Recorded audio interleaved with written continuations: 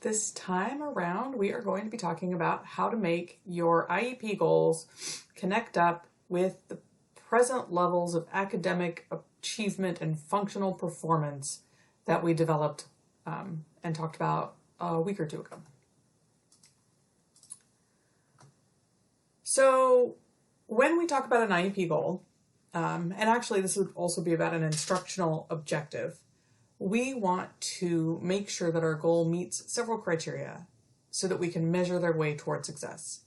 We want that goal to be clear and observable so that when you read it, or the parent reads it, or the special education teacher that child gets transferred to reads this IEP goal, everyone understands what it is that's expected. We want it really directly linked to our assessment data so that it's clear that the work that you did in assessment has informed the IEP goal that you've developed. And most importantly, we want these goals to be positively phrased. We want to talk about what the child is going to do, not what the child will stop doing. And IEP goals about what children will stop doing are typically seen in behavioral areas. Like there will be an IEP goal that says that the student will stop hitting other children, or they will stop spitting at teachers, or whatever. But that's not helpful because it's very hard to just stop doing something. We need to teach the children what they should do instead. So whether we're doing academic, functional, or behavioral goals, we always want to talk about what the child is going to do as a result of all of our work.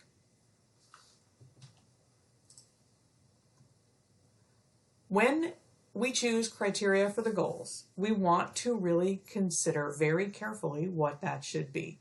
And I think on most IEPs that you will see something like 80% accuracy. Somehow it's always 80%. And part of the reason for 80% is it's good enough.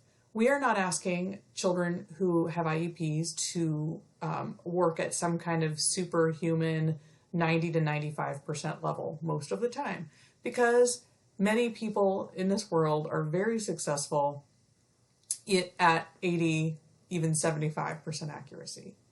But I really want you to think about what is the number and what makes sense. And don't just automatically stick in 80% because that's what everyone does. And my favorite example of this is if you imagine, and for many of you, this is not imagination, this really happens. You are trying to teach a student with a disability, maybe an intellectual disability, to cross the street successfully. And when we cross the street successfully, there are things we need to do, task analyze things, look left, look right, look left again. You need to make sure there's no cars coming. You know, there are things we need to do so that we can get across the street. Now, look, I don't want to see a success rate of 80% for crossing the street independently, because that means that 2 times out of every 10, the child is getting hit by a car. And that's not what we're looking for. When we are trying to teach a child to independently cross the street, we want them to make it across independently 100% of the time, and anything less than that is unacceptable. Every time I get in my car to drive to a place, I want to get there safely 100% of the time, right? So think really carefully about what you're going to pick there.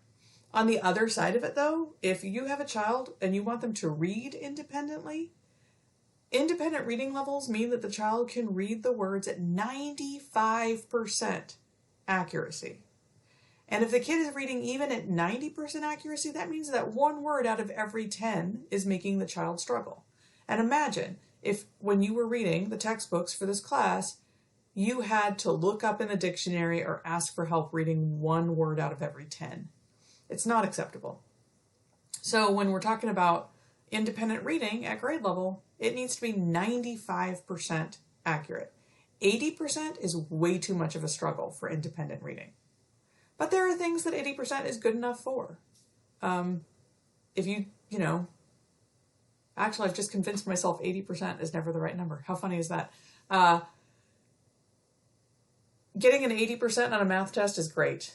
for a lot of kids. Getting 80% of the steps right and making cookies is great. The natural consequence of not following the directions properly is that you get too much salt and not enough sugar, and your cookies don't taste good. You probably learn from that.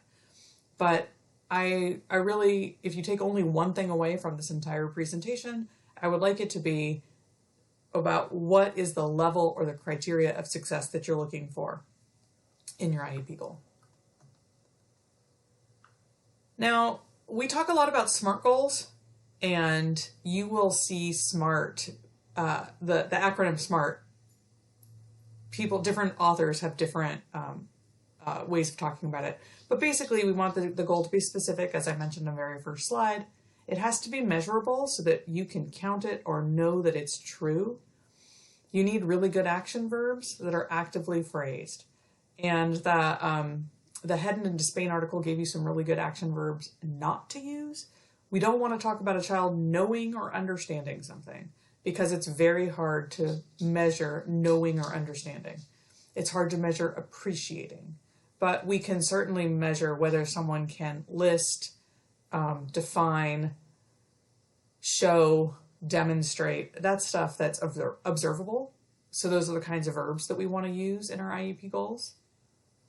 We want something that's realistic, and I think that both the IRIS modules and the Hedden and Despain article get pretty deep into what makes it realistic. We want to be both realistic, as in this is something that's achievable within 1 year for this person, and the way that we know that is because we've got good assessment data before we start writing.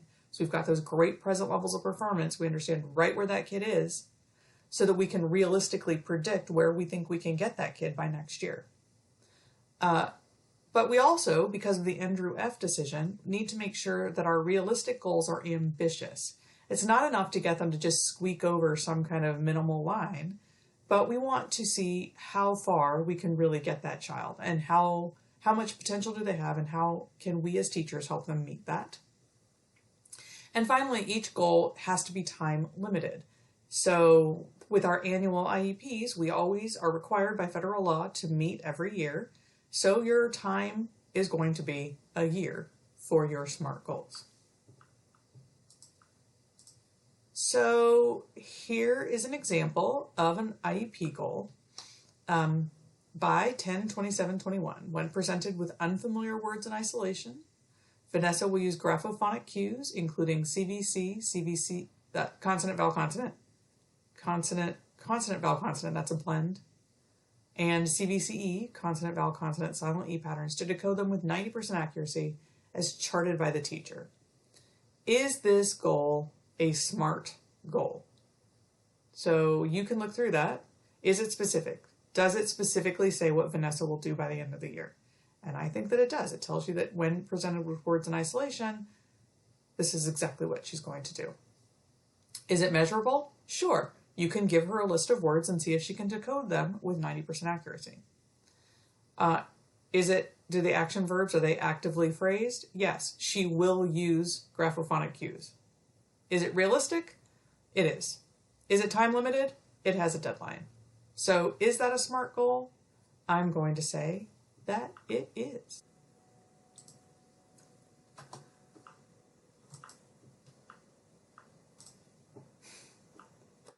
Another way to think about IEP goal writing is to think about what elements are required. So in this slide, I'm reminding you of present levels of performance that I wrote about Vanessa. When she read a word, this is familiar now, we've looked at this one before. When she's knew a word by sight, she read it quickly and with great confidence. When the words in isolation were presented and they weren't known to her, she guessed, okay. So these are the elements that we need to include. We need to include the learner's name. Now look, you're writing an individualized education plan goal. That's for a particular student. So you can put their name in, Vanessa. And then the next thing to look at is, what are the conditions? In this case, the conditions are when presented with unfamiliar words in isolation. But in other instances, when you've got kids with more severe disabilities, your conditions could be with prompting, with physical prompting, using picture icons,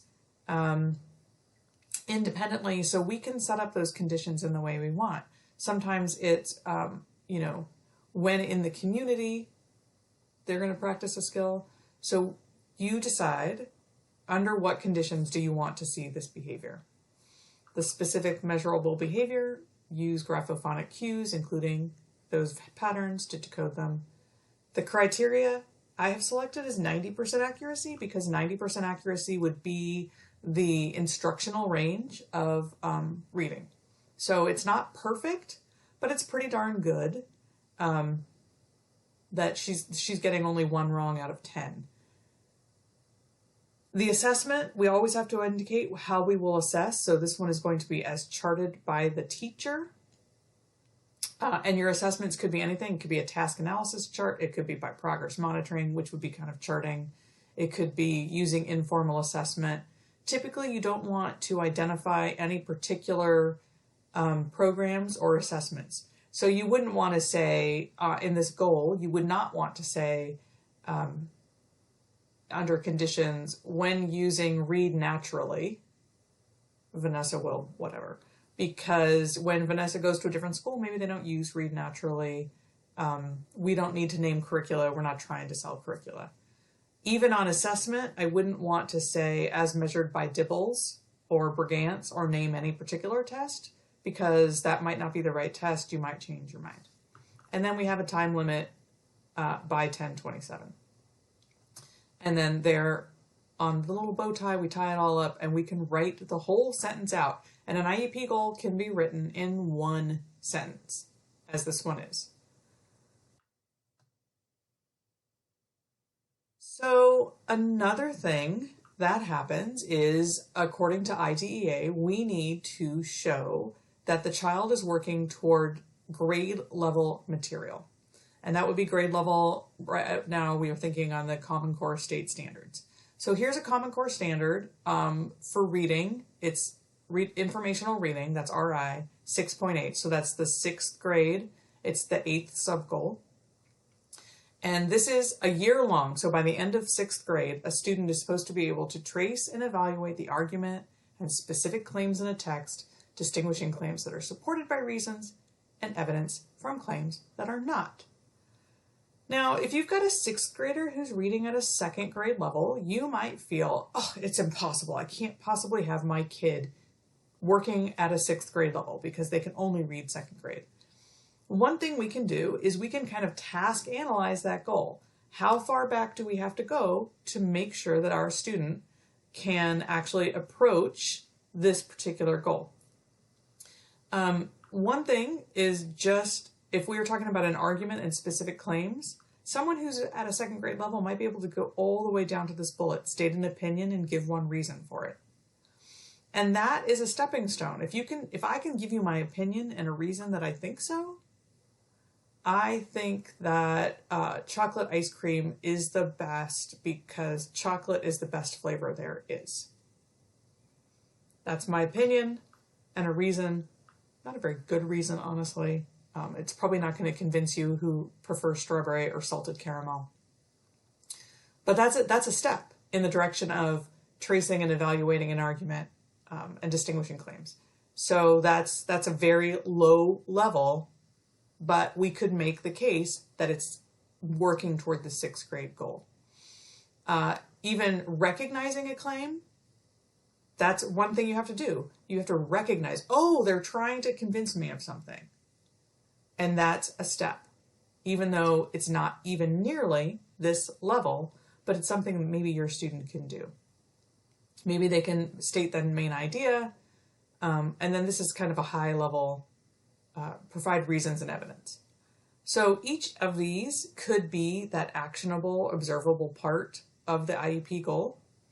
But I just wanted to kind of show you how you can work all the way backward. And even if you have a kid with a severe disability, and you think, I could never possibly show that this child is working at the 6th grade level because they're probably not ever going to work at the 6th grade level. I say to you again, most children who can communicate in any way can state an opinion. And that would be a very, very task analyzed all the way backward argument that they are working toward this particular goal. So try thinking about that. It feels a little bit like a game, but I believe that if you make that argument and you think about task analyzing, you will feel comfortable to say, we're working toward this goal, and this is how we're doing that. Now, according to IDEA, for children who are going to participate in the high stakes testing that comes at the end of the year, that's the grade level testing. So that would be like if they're going to take the Smarter Balance tests, they do not need to have short-term objectives or benchmarks. But if you have students who are going to take the alternate assessment, so if you have kids who are going to take the CAA, the California Alternate Assessment, they need to have short-term benchmarks or objectives. So they need a goal for the whole year, and then they need 2 or 3, depending on your school district, benchmarks or stepping stones to get to that place. An objective is written with the exact same language as a goal, and it builds toward goal achievement.